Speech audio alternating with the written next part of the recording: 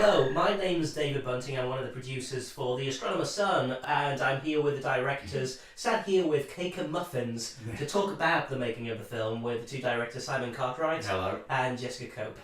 Hello. We're not going to talk about how to make Guinness and chocolate cakes. That's a secret. But we are going to talk about the making of the film. So tell us what the Astronomers Sun's about. Well, the film follows a young man as he returns to an abandoned observatory to explore memories of his childhood and to find out a bit more about what was going on there. And accompanying him is a mysterious mechanical bear, which actually provides the heart of this film. So. It's a film you don't get the chance to make all the time. It was funded through Formation's Digital Shorts, a real special scheme. It came about sort of with this coalition through Channel 4, UK Film Council and the strategic bodies there, so Screen Yorkshire in our case. Tell us a little bit about the commissioning process involved. Well, once we had the initial idea, we had to go down to Channel 4 headquarters to pitch to the Formation's executives, and they... ripped us to pieces. Yeah. I mean, we thought we were quite well prepared with visual material and imagery, but they really wanted to know about the story, and there was a lot of development work to do on that side of things. So we came away from it thinking it hadn't gone very well, but thankfully we were successful. We had to go through a whole sort of development process. It's kind of like when I came on board, sort of suddenly you had this commission, you had to make this film. So lots of great things came out there, and it's a real sort of evolutionary process when you're trying to get this idea together. Very hard to actually script something which doesn't have any words in it. There's not a single word in the Astronomers Sun. There is a little bit of screaming, provided by my fine self and from a professional actor too. James Carroll, we got him on board because we needed a more mature scream for the father. So we ended up using two actors, which is quite nice. So we got to have a cast. I think James was a little more skilled in not losing his voice for a week, but I am very proud that it is immortalised right there for the world. The pain, as you described it, Simon, I think, the sound of ultimate suffering. That's right, yeah. Which certainly it was.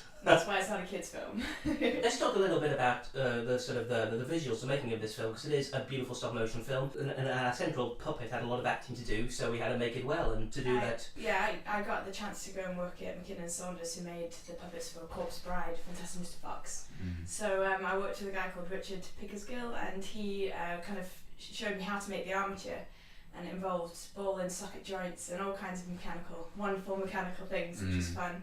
And replacement heads. And replacement heads, yeah. We decided to go with the replacement heads rather than kind of the geared heads, which they used in Corpse Bride, because I think it was probably a bit out of our budget. So we went with these, I think we had 7 different expressions, and then it was just up to the animators to kind of work with the heads and make them within. It's extraordinary, sort of the emotion that you do get, animated by yourself and from Steve Ward from Edinburgh College of Art. He's still studying there. He is a bit of a child prodigy, well, hardly a child anymore, but a sort of prodigy. Was animating, I think, definitely by the tender age of 12, and also from Edinburgh College of Art, a real sort of talent from there, because we had Dave Ross come in to do some miniature effects in this film. Yeah. We didn't just go for some cheap computer graphics, we got some amazing digital effects in there, but really combined with some optical effects, miniature effects by Dave Rossi was using rock salt and everything to create these extraordinary comments. Everything he used was very traditional and tactile, so it kept, it was in keeping with the way that we made the film. You got optical effects, you got digital effects, you got miniatures from Dave Rossi, you got hand-drawn special effects by me. They sort of just merged together into, a real visual effects fest. Oh, and also from Edinburgh College of Art, we can't possibly not mention Donald Holwell, our mentor. He's our tutor at college, so me and Si, know him quite well, and it was great to get him on board, and and he's a stop motion animator, so he supported the guys that were in Edinburgh at the time. And all around sort of a huge crew sort of coming alongside this. And Emmy award-winning sound designer, no less, under the name of Dave Aston, Digital Audio Company, did this extraordinary sound score.